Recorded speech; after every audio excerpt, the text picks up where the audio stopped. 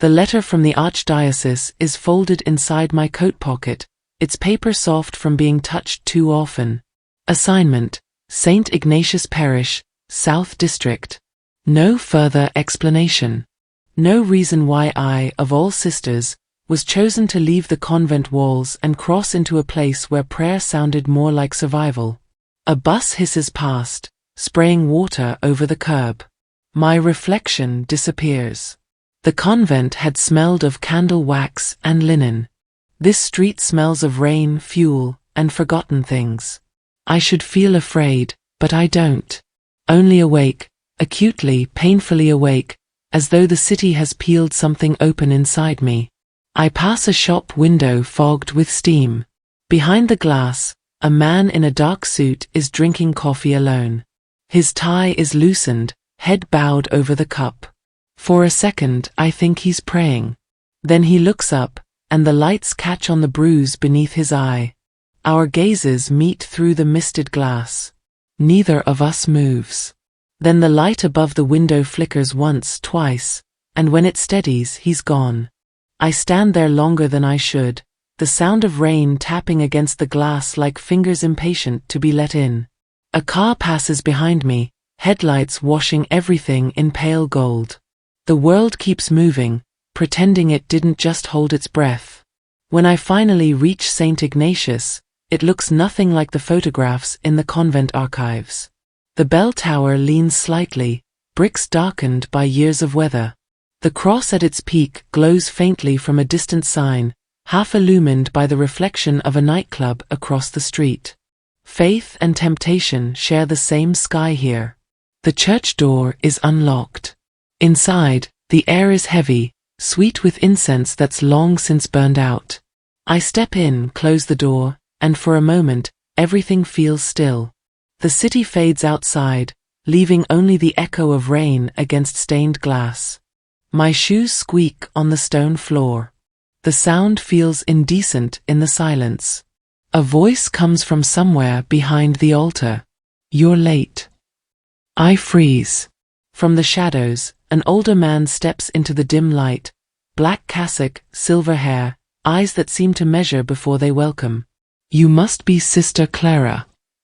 "Yes, Father." My voice sounds too loud, too careful. "Travel wasn't kind?" he asks, already knowing the answer. "The city's different from what I expected." He gives a soft laugh that doesn't quite reach his eyes. "It always is." Father Dominic, his name from the letter, motions for me to follow him through a side corridor that smells of stone and damp hymn books. "Your room is small, but quiet. We don't get many sisters here." "Why was I sent?" I ask. He stops walking. The corridor light flickers once, humming. "To serve as we all are." I nod, though something uneasy stirs beneath my ribs. In the small room he shows me, the wallpaper peels near the window. The rain outside hits the glass in a steady rhythm. A cross hangs above the bed, simple, wooden, slightly crooked. Father Dominic sets a candle on the table, its flame bending with every draught. "Rest," he says. "Tomorrow, we begin your work." "What work?" "You'll see." When he leaves, the silence returns, the kind that isn't peace but warning. I kneel by the window and watch the city move below. The lights smear across the rain like brushstrokes, blue, red, white, gold. Somewhere out there, music rises and dies. Somewhere, someone is shouting. A siren cuts through the distance, then fades into the pulse of thunder. I whisper a prayer, not for safety, but for clarity. "Lord, if this is where you've sent me, show me why." A flicker catches my eye. Across the street, under a half-broken street lamp, a figure stands. Umbrella tilted. Still. Watching. My heartbeat stumbles. The lamp hums, flashes, and goes dark. The space beneath it empties. I press my hand to the cold glass. My reflection stares back, ghost-like. Outside, the rain grows heavier, steady, relentless, as if the sky itself refuses to stop confessing. The church always sounds different before dawn. The rain had softened to a steady breath outside, the kind that makes the city seem half asleep, but inside St. Ignatius every drop echoed through the roof like a heartbeat caught in stone. I woke before the bells. Habit, maybe, or nerves. The air was damp, cool enough to make the candle flames quiver. I dressed in silence, tying my veil with fingers that wouldn't stay still. Something in this place unsettled me, as if the walls themselves listened more than they should. Father Dominic was already in the nave when I stepped out. He knelt near the altar, head bowed, whispering something I couldn't hear. When he rose, he looked older than yesterday. "Sleep?" he asked. "Not much." He gave a thin smile. "Good. The city doesn't, either." He set me to cleaning pews, a task that should have been ordinary, but my eyes kept wandering to the confessional booth at the side of the church. Its door hung slightly open, shadows breathing behind the slats. Every creak of the wood sounded like a whisper.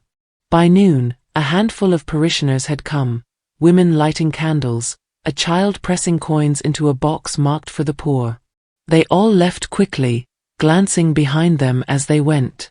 No one stayed long enough to speak. After Vespers, Father Dominic told me he would be gone for the evening. "A parish meeting uptown," he said, but the hesitation in his voice betrayed something else. "Lock the doors after sunset." "Yes, Father." When he left, the silence thickened. The rain returned, tracing lines down the stained glass until the colors bled together. Crimson, cobalt, gold. I tried to read. Couldn't. Somewhere in the back of the church wood shifted, the sound of weight settling, or someone stepping carefully. I stood, candle in hand. "Hello." Only the rain answered. I told myself it was the wind, though the windows were shut tight. The clock struck 8. I began to blow out the candles, one by one, until only those near the confessional were left. That's when I heard it, a voice low and urgent, muffled by the screen. "The docks. Tonight. He doesn't trust Vale anymore." A second voice replied, rougher. "Then he's already dead." My hand froze mid-air. The wick hissed and went dark. Footsteps moved behind the confessional, deliberate, then a sharp clatter, glass breaking. The voices stopped. I backed away, pulse stumbling. The confessional door creaked open a fraction. A shadow slipped out, fast, like breath leaving a room. The side exit clicked shut. For a long minute I couldn't move. Then I forced myself forward, candle trembling in my grasp. On the confessional floor lay shards of a small bottle. The smell of incense and something metallic, wine maybe, hung in the air. And there, near the bench, a single black glove. I picked it up. The leather was damp but warm, as though it had only just left its owner's hand. Vale.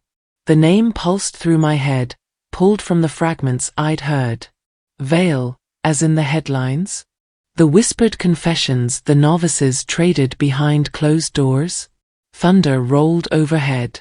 The candles shivered. I placed the glove on the altar, half afraid it would vanish. When Father Dominic returned later, rain streaked across his cassock. He saw the glove immediately. His face changed, not shock, but recognition.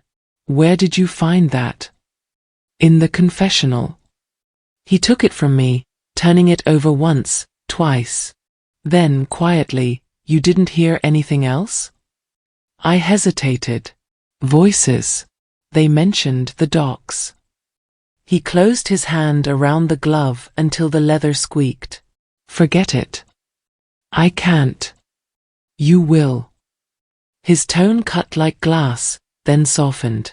"Some sins aren't for us to witness, sister." He walked to the sacristy and locked the glove inside a drawer. The sound of the key turning was louder than thunder. That night I lay awake, listening to the storm rise again. Every flash of lightning carved the room in white. Each rumble sounded closer, as if the sky were descending floor by floor. I tried to pray but kept thinking of that voice, the one that had said he doesn't trust Vale anymore. I didn't know who Vale was, not really. Only that his name carried the weight of something final. When the storm finally broke near dawn, I rose and went to the window. Across the street, the same lamp flickered. For an instant, I thought I saw a figure standing there again, coat collar raised, watching. Then the light went out. The city fell back into darkness, and I whispered the same question that had haunted me since the train pulled in. Lord, what exactly have you sent me into? Morning dripped into the church like water through stone. The storm had passed, but everything still smelled of it, wet iron, candle smoke, and the faint sweetness of lilies left on the altar. I hadn't slept. Every creak from the hallway kept pulling me upright, waiting for footsteps that never came. Father Dominic said nothing about the night before. He moved through morning mass as though the air hadn't been broken by whispers, as though the glove in his drawer didn't exist. The parishioners trickled in, a butcher's wife, a taxi driver, 2 children with umbrellas too large for their hands. Ordinary faces. Ordinary prayers. Yet all I could think of was that name still echoing behind the confessional wood, Vale. After the service he left, to visit a donor. I stayed behind to stack hymnals. When I reached the last pew, a book slipped from the shelf and struck the floor. The sound startled me. Everything in this place felt amplified, as if the city's noise had been swallowed so completely that even a thud became a confession. I bent to pick it up. It wasn't one of ours. The cover was cracked leather, edges yellowed. Inside, the pages smelled of age and smoke. Pressed between them, a photograph, half-folded, newsprint glossy and faintly smudged. Adrian Vale, businessman or butcher. The headline ran above a grainy image of a man stepping from a car, coat caught mid-motion, eyes hidden beneath the brim of rain. Something about the picture held me, the stillness of his mouth, the clean precision of the line of his jaw. He looked carved rather than born, and there was a strange gravity in that frozen moment, as though the camera had captured more than light. I traced the edge of the photo with my thumb. Another clipping slipped free, smaller, older. Port Massacre leaves 7 dead. The same name. A black and white shot of candles floating in water. I shouldn't have read further, but words blurred together. Import dock, unmarked cargo, no witnesses willing to testify. Curiosity is a fragile virtue, sister. The voice snapped the air. I turned. Father Dominic stood in the doorway, eyes narrowed, rain still clinging to his sleeves. I found this in the pew, I said quickly. He crossed the room, took the photograph from my hands with careful precision. Some things find you when they shouldn't. Who is he? A man who trades in debts. His tone left no room for question. And a name you'll forget if you value peace. But the voices last night. Enough. His hand trembled slightly as he slid the clipping into his pocket. Your purpose here is prayer, not investigation. I wanted to argue, to tell him I couldn't pray away the unease tightening in my chest. But the look on his face, fear disguised as authority, stilled me. When he left, I sat alone until the candles burned low. The photo's ghost remained imprinted in my mind, the rain, the motion, the calm. By dusk, I stepped outside for air. The street was alive again, traffic crawling through puddles, shop signs flickering back to life. The city's rhythm had a heartbeat of its own, and tonight it felt too close. I walked toward the corner shop to buy tea. The bell above the door chimed. The clerk, a quiet woman with silver rings, barely looked up. I reached for my purse and froze. On the counter lay a folded newspaper, the same photo of Adrian Vale, newer date, different headline, local donor funds church restoration. I read the small print. Donation made anonymously through an offshore account. Beneficiary, St. Ignatius Parish.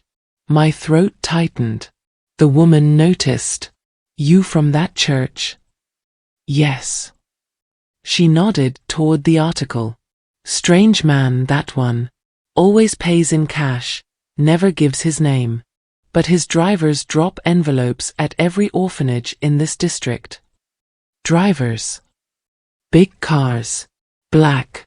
Windows tinted. Outside, a car engine turned over. I glanced through the rain-streaked glass. Parked across the street, a dark sedan idling, lights off. The woman followed my gaze. They don't stay long. Just watching. My pulse quickened. Watching what? She shrugged. Maybe you'll find out. I paid and left quickly, the bells chime following me into the rain. The sedan was gone. Back inside the rectory, I set the tea on the desk and opened the curtains. The city lights bled through the wet glass, painting the room in shifting color. On the sill lay an envelope. No stamp. No name. I hesitated, then tore it open. Inside, a single photograph. The same man. The same eyes. Only now he wasn't stepping from a car. He was standing under the broken street lamp across from the church, the one that flickered on my first night here. My reflection wavered in the glass behind the photo. For a moment, it looked as though he was standing right outside again, watching. And underneath the image, in thin inked handwriting, not all prayers are meant to be answered. The candle beside me guttered. The flame stretched, wavered, and went out. The following week blurred into rain. It never stopped, only changed tempo, from mist to downpour to something between. The city wore it like penance. I told myself the photograph had been some cruel mistake, a prank, a coincidence. But every night when I closed my eyes, those words returned. Not all prayers are meant to be answered. By day I worked in the parish kitchen, serving soup to the few who dared wander this district. They came hungry and left silent, eyes lowered, as though the walls themselves listened. By evening the streets emptied, even the stray dogs vanished before nightfall. And then I began seeing him.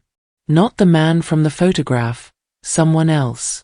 A man in a dark coat, built like someone who had learned to take a hit and stay standing. Always near, but never close.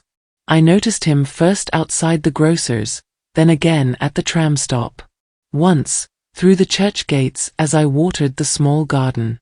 He never looked directly at me, only enough for me to feel it when he did.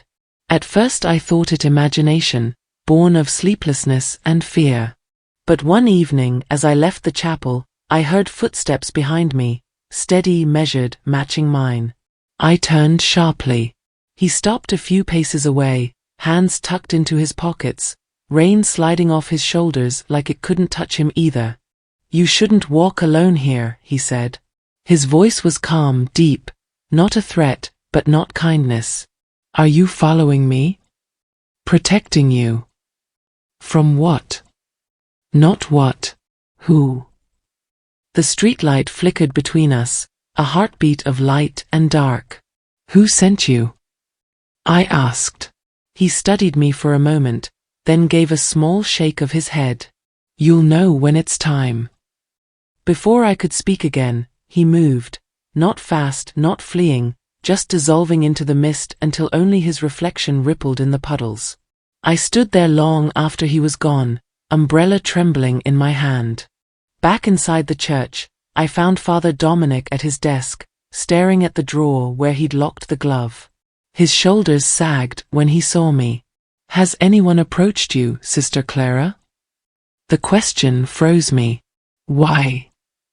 Because this parish is not what it seems. The donations we receive, the city's generosity, it all comes at a price. I remembered the headline, the anonymous donation. Vale, I said. His eyes flicked up sharply. You've heard that name again? I nodded. Someone said it that night in the confessional. I think it's connected to the photograph. He pressed his fingers to his temple. Forget him. There are men in this city who buy mercy because they no longer believe in earning it. Then what am I doing here? He didn't answer. That night, sleep came in fragments. Every dream smelled of rain and smoke. When I woke, the key of fear had settled deep inside me. At breakfast, a plain envelope waited by my plate. No address. No mark. I unfolded it carefully. Inside, a single sentence in careful hand. Don't be afraid of the man in the coat. He answers to me. I went cold. Later, on my way to deliver food to a shelter near the harbor, I saw him again, the bodyguard, standing near the corner, cigarette smoke curling through the mist. He inclined his head slightly, a gesture almost polite, then turned and walked away. Something about him felt rehearsed, as if he wanted to be seen. So I followed. Down narrow alleys where the city's noise softened. Past shuttered shops, a line of cars gleaming wet. Until we reached a small courtyard behind an old brick warehouse. He stopped beneath a canopy, turned, and looked straight at me. You shouldn't have followed, he said. Then stop leading. He smiled, not amusement exactly, but something close. Brave for someone in a veil. Who are you? He took a slow drag of his cigarette. My name doesn't matter. I work for someone who's been curious about you. Curious. He's been watching since the day you arrived. My heart thudded. Why? He dropped the cigarette, crushed it under his heel. Because people like you don't come to this part of the city without reason. The wind shifted, carrying the smell of salt from the harbor. Somewhere a bell rang, faint, metallic. He wants you safe, the man said. That's all. Who is he? He paused long enough for the answer to become heavy. Adrian Vale. The name landed like thunder. I searched his face for deceit. Tell him I don't need his protection. He shook his head. It's not a request, sister. Before I could speak, a car engine started nearby. Headlights flared across the walls, slicing through the rain. The man stepped aside, letting the light wash over me. For an instant I saw the car's outline, black, sleek, waiting. Then it turned and vanished down the alley. When the silence returned, so did the rain. He glanced toward the church spire barely visible through the mist. If you're wise, you'll stop asking questions. There are answers you won't survive. And then he was gone, footsteps swallowed by water and distance. I stood alone under the broken street lamp, hands shaking, the world narrowed to the hiss of rain and the echo of his words. That night, I couldn't pray. Every time I tried, I saw his shadow in the doorway and the faint glint of a silver ring catching the light, a ring with a cross carved into it, the kind only priests wear. And I began to wonder if Father Dominic was protecting me, or protecting someone else. The letter arrived just after midnight. I heard it before I saw it, the faint scrape of paper sliding under my door, the soft retreating step down the hall. The candle on my desk had burned low, wax pooled like blood beneath the flame. I sat still, heart ticking against the silence. No sound but the steady rain at the window. The envelope was unmarked, thick, its weight deliberate. Inside lay a card. Heavy stock. Ink dark enough to shine. Your prayers are requested for the soul of Adrian Vale. St. Ignatius Chapel. Midnight. No name. No seal. Yet I knew it was meant for me. The handwriting was the same as before. The one that had warned me not all prayers were meant to be answered. I held the card to the candlelight, half expecting the letters to change. The flame shuddered, and for a heartbeat the words seemed to breathe. When I opened the window, the air hit cold and sharp. The city glowed beneath me, a mosaic of lights blurred by mist. I told myself I wouldn't go. That obedience meant waiting. But faith and curiosity are close relatives, and I was tired of silence pretending to be guidance. By the time I reached the chapel, the rain had thinned to a hush.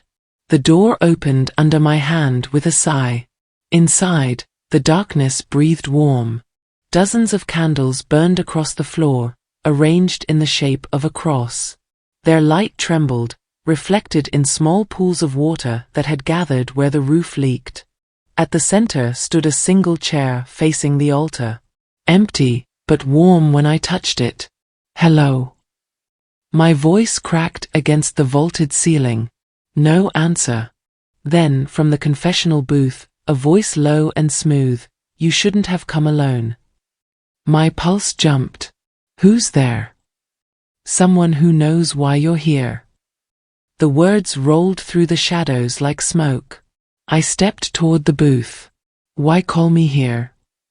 "Because you keep asking the wrong questions of the wrong men." "Then tell me the right ones." A pause, then a quiet laugh, if it was a laugh. "You think faith protects you, but faith is what led you here." The voice drew closer behind the screen. "Are you Adrian Vale?" I whispered. "Does it matter?" The question stilled me. I felt the air shift, warm breath against the slats. "If I meant harm," he said softly, "you'd already know." The booth door creaked. I reached for it, but the seat inside was empty. The voice was gone. The candles bent and wavered in an invisible draft. Somewhere behind me, a door closed. I searched the chapel. Nothing. Only rain whispering through the cracks. On the altar rail, beside the chair, lay a single black glove and something wrapped in white cloth. I unwrapped it slowly. A rosary, chain broken near the cross. "What do you want from me?" I said to no one. Outside, a bell tolled once, then again, each note folding into the next until I couldn't tell where sound ended and silence began. By dawn, I was back at the rectory. Father Dominic stood in the hall, his eyes grey with fatigue. "You went out," he said. "Yes." "Where?" "The chapel." He drew in a breath that sounded like defeat. "He's already reached you, then." "Who?" "Adrian Vale doesn't send for anyone," he said quietly. "Not unless he's already decided what he wants." He turned away before I could ask more. That night I found another envelope beneath my door. This one held no letter, only a small brass key. I held it until the candle died, its metal warm against my skin like a promise I couldn't refuse. I carried the key for 3 days before daring to use it. It lived in my pocket like a secret heartbeat, pressing against me whenever I forgot it was there. Each night Father Dominic prayed longer, his door locked. His sermons grew shorter, his hands shook when he raised the chalice. Something was ending in him. On the 4th day, a van pulled up outside the cathedral. The men who stepped out weren't parish volunteers. Suits, leather gloves, eyes that never lingered. They unloaded boxes stamped medical supplies, Harbor District. One of them caught me watching. "Private patient," he said. "Monsignor's orders." I almost believed him, until I saw the tattoo on his wrist, an ornate cross wrapped around the letter V. That night I couldn't stay inside. The key burned in my pocket, whispering of doors that wanted opening. Near midnight I left the rectory. The rain had turned fine, a film that blurred everything to watercolor. The city felt suspended between waking and dream. The key led me to a hospital on the river. The guard at the side entrance looked at my habit and nodded. "3rd floor," he said. "Room 304. He said it too easily. The corridor was quiet. Machines hummed faintly behind closed doors. At the end of the hall, a single bulb flickered above a number stenciled in black. The key fit perfectly. The door opened to a room half in shadow. Curtains half drawn. A man on the bed, pale against white sheets, his chest lifting in shallow rhythm. Even before I saw his face, I knew. Adrian Vale. He was younger than the photographs, but time had carved other truths into him. The bruise at his jaw, the faint scar beneath his collarbone, the stillness of someone who had forgotten how to rest. I stood there until the sound of breathing behind me broke the trance. "You shouldn't be here, sister." The bodyguard. Same coat, same quiet power. "You sent the key," I said. He didn't deny it. "He asked for you." "He's unconscious. For now." I looked at Adrian again. "What happened?" "Business," the man said flatly. "Will he live?" "If he chooses to." He placed a chair beside the bed. "Pray if you must." I sat, fingers tightening around the broken rosary. The beads were cold against my skin. Adrian stirred. A low sound escaped him. His eyes opened, unfocused at first, then sharp. "You're safe," I said. His gaze found mine, and for a moment there was recognition, though we had never met. "You," he breathed. "Yes." He tried to smile. "You shouldn't have come. You sent for me." His hand twitched. I caught it before it fell. His pulse fluttered weakly beneath my fingers. "I only wanted to see," he said, voice rough, "if the church still remembers the damned." The words pierced like glass. Before I could answer, the monitor beeped twice. The bodyguard moved, adjusting a line, his eyes on the door. "Time's up." But Adrian's gaze stayed on me. "Tell Dominic," he whispered, "the deal is broken." "What deal?" He didn't reply. His eyes drifted shut, breath evening into fragile calm. The bodyguard gestured toward the hall. I rose, laid the rosary beside the bed. "For when you wake," I said. As I turned to leave, his voice followed, hoarse but sure. "You don't believe you can save me, sister. But you'll try anyway." The corridor lights buzzed softly. I looked down at the key in my hand, its edge still warm. By the time I reached the street, the rain had thickened again. Somewhere far off, a bell tolled twice. I looked back at the dark windows of the hospital and realized I no longer knew whether what I felt was fear, or faith finding a new shape. They discharged him before dawn. No paperwork, no words exchanged, only the quiet choreography of men who understood silence better than orders. I watched from the far end of the corridor as they guided the wheelchair down the hall. The bodyguard glanced back once, and in that small look I understood. Whatever had begun between Adrian Vale and me was not finished. By the time I reached the entrance, the rain had swallowed them whole. A car idled at the curb, black, windowless, headlights burning through the mist. I caught my reflection in the glass, brief and ghost-like. Then the car rolled away, leaving only the scent of exhaust and something faintly floral, the cologne I now knew belonged to him. When I returned to the rectory, Father Dominic was gone. His office drawers had been emptied, his crucifix missing from the wall. On the desk, a single note in his uneven hand, "Leave if you value your soul." I should have obeyed. But obedience had started to feel like blindness. That night, as the rain softened to mist, a black car stopped again at the corner. The same driver, the same wordless waiting. I didn't pack anything. I simply walked toward it. The door opened before I reached it. "He asked for you," said the bodyguard. I hesitated. "Why?" He met my gaze in the rearview mirror as I climbed in. "You'll find out." The city blurred past, dark windows, alleys, and the river glowing faintly beneath the bridge lights. We drove until the buildings turned to silence. The estate appeared through fog, wrought iron gates, walls too high for faith or mercy to climb. Beyond them, a mansion of stone and shadow, its windows lit like the eyes of something alive. Inside, the air smelled of cedar, gun oil, and roses left too long in the vase. Every corner gleamed with restrained wealth. He was waiting in the library. Adrian Vale. Alive, standing, a white bandage visible beneath the collar of his dark shirt. He looked at me as if he'd been expecting the exact moment of my arrival. "You came," he said. "You sent for me. I wanted to see if faith keeps its word." He motioned toward the chair across from him. The fire snapped between us. Shadows bent over the spines of books. "I'm told you're a woman of mercy," he said. "I try to be. Then you'll understand. Mercy's a luxury people like me can't afford." I watched him carefully, but it was difficult to find the monster the papers had written about.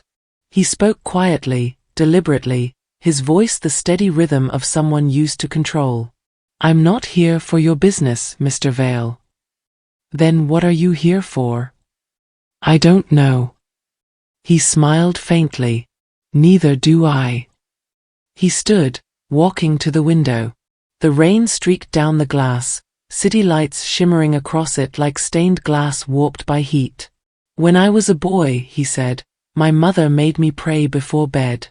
Even after my father left. She said God listens hardest when we least deserve it." "Do you believe her?" He looked back, his expression unreadable. "I think he listens. I just don't think he answers." He turned toward the fire. "You'll stay here. Until it's safe." "Safe from what?" He didn't answer. The bodyguard appeared at the door. "Room's ready." I rose. "I didn't agree to this." "You didn't refuse either." His tone was polite but absolute, a door closing without sound. My room was smaller than I expected, bookshelves lining the walls, a single window overlooking the courtyard. A cracked fountain stood below, dry even in the rain. On the bedside table lay my rosary, mended, the chain whole again. A note beside it read, "For when you forget which side you're on." Sleep came fitfully. Every sound in the house felt alive. Before dawn, music drifted up from somewhere below, a piano, the melody deliberate and slow, notes falling like droplets into still water. I followed it to the library. Adrian sat at the piano, sleeves rolled, head bowed slightly. His fingers moved with practiced control. "I didn't know you played," I said. "You didn't know many things about me." The last note lingered. He closed the lid, turned. "Why me?" I asked. "Because the church owes me something," he said. "Maybe you'll remind them what that debt is worth." He rose, the firelight catching the faint scar along his jaw. "Until then, you're part of the arrangement." His eyes held mine for a moment longer than they should have, and I couldn't tell if what I felt was warning or recognition. Days folded into each other like pages gone soft from handling. The house kept its rhythm, men moving through hallways, phones ringing, secrets carried in silence. Adrian's presence filled every corner without effort. He never raised his voice. When he entered a room, conversation thinned until even the rain outside seemed to listen. He began to ask questions again, about prayer, forgiveness, guilt. Sometimes I thought he wanted to believe me. Other times I thought he only wanted to understand his own damnation better. Late one evening, while he read near the fire, I noticed something half hidden under the piano, a folder, the corner sticking out. My name printed at the top. Before I could reach for it, he spoke without looking up. "The church sent you under false orders." The words struck like a chord out of tune. He set the book down, the faintest tremor in his hand. "They told you it was mercy. It wasn't. They wanted a confession, mine." "That's not true," I said. He met my eyes. "You're shaking." "I didn't know." "I believe you," he said softly. "That's what makes it worse." He walked to the window, the city lights rippling over his reflection. "They've been laundering through me for years. Donations, investments, holy men with unholy ledgers. I kept their secrets. until they tried to erase mine. Why tell me this? Because you're the only one left who might still think sin can be forgiven. He turned toward me. You should leave, sister. I can't. Can't or won't. Both. He studied me for a moment, then nodded, as if something in that answer confirmed what he already knew. That night I couldn't sleep. I tore through the drawers, desperate for anything that might prove him wrong. In the back of the desk I found a Bible, its pages hollowed in the center. Inside, wrapped in linen, a small recording device blinked red. The church hadn't sent me to save him. They'd sent me to spy. I turned it off and sat very still. The floor creaked. Adrian stood in the doorway, sleeves rolled, eyes unreadable. He looked at the recorder, then at me. You found it, he said. You knew. He nodded. I wanted to see how long it would take. Why? Because I needed to know if your loyalty was yours or theirs. He crossed the room, took the recorder gently from my hand, and crushed it in his palm. The sound was small but final. I don't want to hurt you, he said quietly. But I need you to see what the church really is. What is it? Another family that kills for what it believes in. He stepped closer. You're not here to save me. You're here to decide whether I deserve damnation or revenge.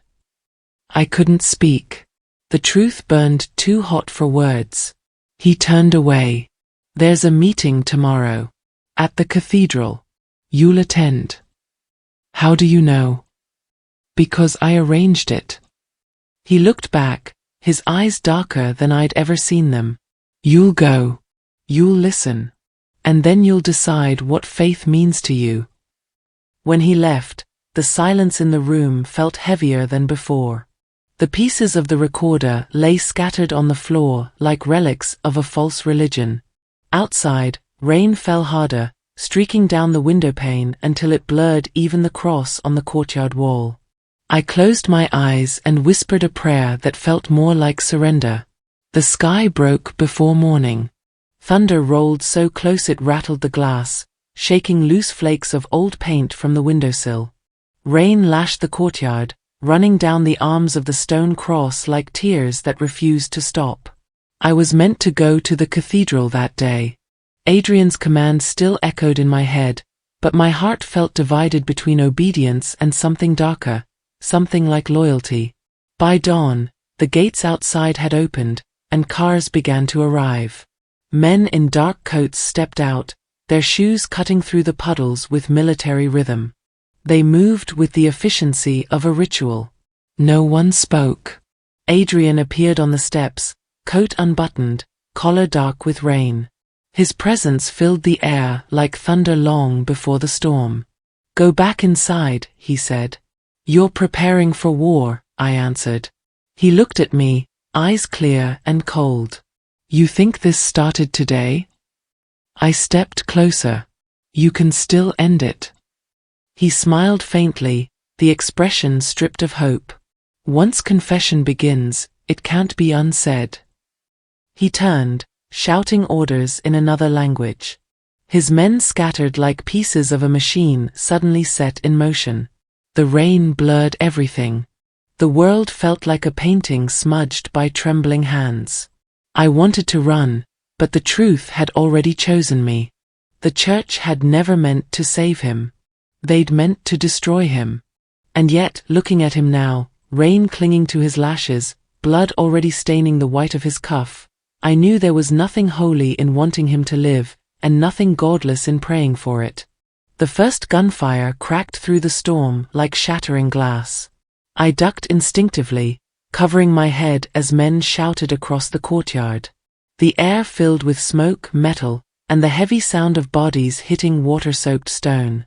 Inside the estate chapel, I gathered what supplies I could: cloth, alcohol, prayer. The wounded came quickly, their blood mixing with the rain that streamed down the aisle. I pressed my hands to wounds, whispered words I wasn't sure I believed. The bodyguard appeared in the doorway, arm bound tight with a belt. "He's still out there," he said. "Where?" He didn't answer. His eyes told me enough. I followed him out into the storm. The courtyard was chaos, flashes of muzzle light, the smell of smoke and metal, shouts drowned beneath the downpour. And there he was, Adrian Vale, standing alone in the open, hand pressed to his side, blood seeping through his shirt. His men were yelling for him to fall back, but he stayed. His gaze was fixed on something distant, on me. "Adrian!" I shouted. He turned. For an instant, the rain stopped mattering. A shot split the air. He staggered once. I ran. By the time I reached him, he was on his knees. Blood pooled at his side, dark against the grey stone. "Don't," I said, pressing my hands against the wound. "Stay with me." He managed a faint smile. "Still praying for me?" "Yes." His hand lifted, trembling, finding mine. "Then you're already lost." He tried to laugh, but the sound caught in his throat. His head tilted back toward the sky as if trying to remember something beautiful. "Come," I whispered. "We need to get you inside." He didn't resist when I pulled him toward the chapel. The bodyguard helped drag him through the doors, shouting orders I couldn't hear. The storm followed us in, wind scattering the flames from the candles. I laid him before the altar. He looked up at the crucifix. "Fitting place," he murmured. "Don't say that." He turned his head toward me. The power was gone from his expression, only exhaustion and peace remained. "Confess," I said. "Please." He smiled faintly. "Peace isn't mine to take." He closed his eyes. "Tell Dominic he broke his oath before he broke mine." "What do you mean?" His lips moved, but no sound followed. The bodyguard burst through the door again. "They're retreating," he said, then saw the blood, the stillness. His jaw clenched. He kept them off long enough. Rain dripped through the roof, streaking across Adrian's face. I pressed my fingers to his wrist. The pulse fluttered, then faded. The silence that followed was not sacred. It was hollow. The bodyguard knelt, taking a ring from Adrian's hand. He pressed it into mine, a simple silver band carved with a small cross. "He'd want you to have it," he said. I couldn't answer. The only sound left was the rain against the broken glass and the distant echo of sirens winding through the city. I bent close to Adrian's ear and whispered the words he couldn't finish. "Ego te absolvo. I forgive you." Maybe it was blasphemy. Maybe it was mercy. Either way, the chapel held its breath. The city woke slowly after the storm, as though it wasn't sure it deserved to. Sirens faded, smoke thinned, and dawn crept through the broken roof, painting the floor in pale gold and ash. Adrian Vale was gone before the police arrived. The bodyguard said nothing, his silence unbreakable. When they asked who I was, I told them the only truth that still made sense. I was sent to pray. They let me go. For 3 days I walked the city without aim. The convent was too far, the cathedral a burned skeleton, and Father Dominic nowhere. Each street carried a trace of him, the echo of footsteps, the scent of cedar and smoke. The newspapers called it a gang war. 7 dead. No arrests. No mention of Adrian Vale. No mention of the nun who had knelt beside him as he died. Sometimes mercy hides in what the world chooses to forget. On the 4th night I found myself back at the train station, the same bench where it had begun. The rain had returned, steady and familiar. Across the street, a neon sign blinked open in red and blue, colors bleeding into the puddles below. In my hand I still held his ring. Plain silver, edges worn smooth. I turned it over in the light, then slipped it onto a chain around my neck. Not as a relic, not as forgiveness, just proof that he'd been real. Weeks later, a letter arrived at the convent. No return address. Inside, a photograph and a clipping. The clipping announced a new charity, the Veil Trust for the families of the disappeared. The photograph showed a grave, unmarked, but carefully tended. A rosary wrapped around a simple wooden cross. My rosary. Beneath the photo, a single line in familiar handwriting. He keeps his promises, even in silence. I didn't know who sent it. The bodyguard, perhaps. Or someone else who still believed in debts paid to ghosts. Now, every year on the same night, I return to that rain-slick street where we almost met. The city hasn't changed. Same lights, same hum of engines, same endless storm. I light a candle near the old chapel door.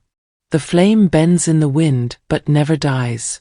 As the wax pools, I whisper the prayer that never leaves me. Lord, let him rest where light doesn't judge. And sometimes, through the puddle's reflection, I think I see him, a shape beneath the broken street lamp, head bowed, coat dark with rain. Maybe it's memory. Maybe it's mercy, learning to take a form I can understand. The bell in the distance tolls once. The candle flickers. He sought mercy in darkness, I whisper. I found sin in the light. Then I walk away, leaving the flame to guard what's left of him, of me, of whatever faith survived the storm. The rain keeps falling. Endless, quiet, cleansing.